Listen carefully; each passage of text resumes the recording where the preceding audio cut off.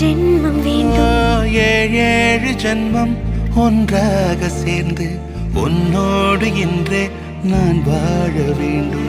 காலம்